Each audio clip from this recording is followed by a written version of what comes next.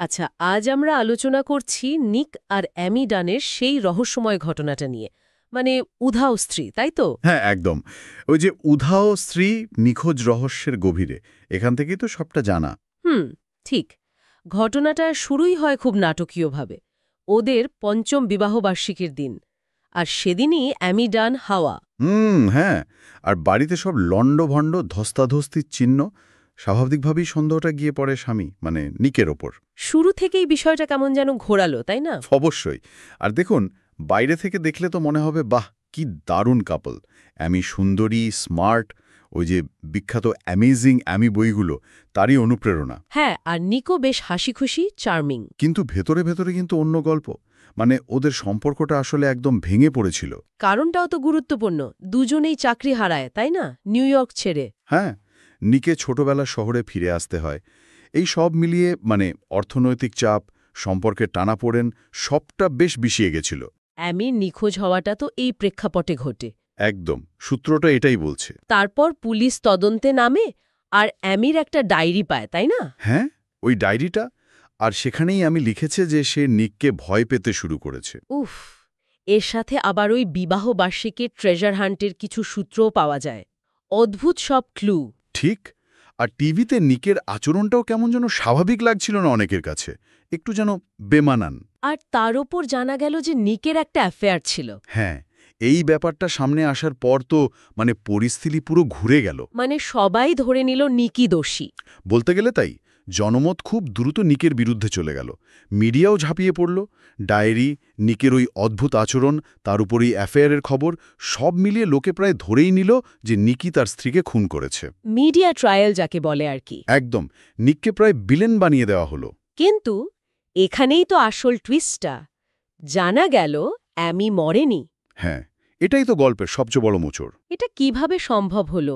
মানে সে কোথায় ছিল, কি করছিল?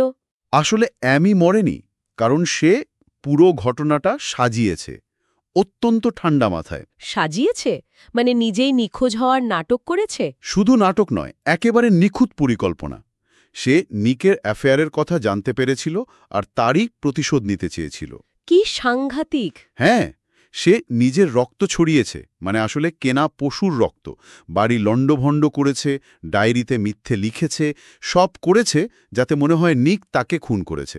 তার মানে সে নিজেই নিজেকে শিকার হিসেবে তুলে ধরেছে। একদম।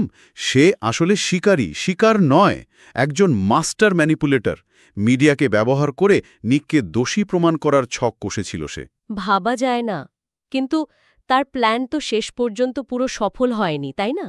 কারণ সে তো ফিরে এলো। ঠিক। এখানে আরেকটা প্যাঁচ। মানে সে যখন লুকিয়েছিল তখন রাস্তায় ছিনতাই শিকার হয়, সব টাকা চলে যায়। আচ্ছা। তখন বাধ্য হয়ে তার এক পুরনো ধনী প্রেমিকের কাছে সে সাহায্য চায়। কিন্তু সেখান থেকেও সে পালায়। পালায়? মানে? হ্যাঁ, এবং পালানোর সময় সেই প্রেমিককেই নিজের অপহরণ বলে ফাঁসিয়ে দেয়, এমনকি তাকে মেরেই ফেলে। কি বলছেন?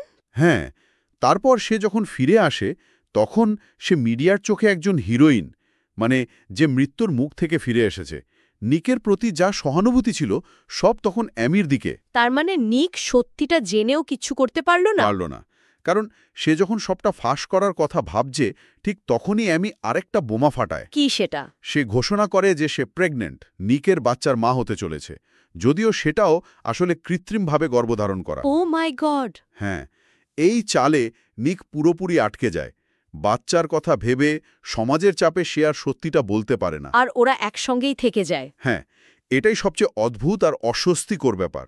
বাইরে থেকে নিখুঁত এক দম্পতি, কিন্তু ভেতরে একটা বিষাক্ত সম্পর্ক নিয়ে তারা থেকে যায়। তাহলে এই উধাও স্ত্রীর গল্পটা আসলে মুখোশের গল্প, সম্পর্কের ভেতরের অন্ধকার দিকগুলো যা আমরা দেখাতে চাই না। ঠিক তাই। যা আমরা দেখি তা সবসময় সত্যি হয় না। এই গল্পটা সেটাই চোখে আঙুল দিয়ে দেখায়। সত্যি একটা জটিল, ডার্ক আর মনে রাখার মতো গল্প। একদম। আর এই গল্পটা শেষে একটা প্রশ্ন রেখে যায়, মানে কে দোষী বা কে নির্দোষ, সেই বিচারের চেয়েও বড় প্রশ্নটা হলো কি? নিজের নিয়ন্ত্রণ বজায় রাখার জন্য, নিজের বানানো সত্যিটাকে প্রতিষ্ঠা করার জন্য একজন মানুষ ঠিক কত দূর যেতে পারে। অ্যামির চরিত্রটা এই চরম সম্ভাবনার একটা উদাহরণ। এই ভাবনাটা সত্যি ভাবার মতো।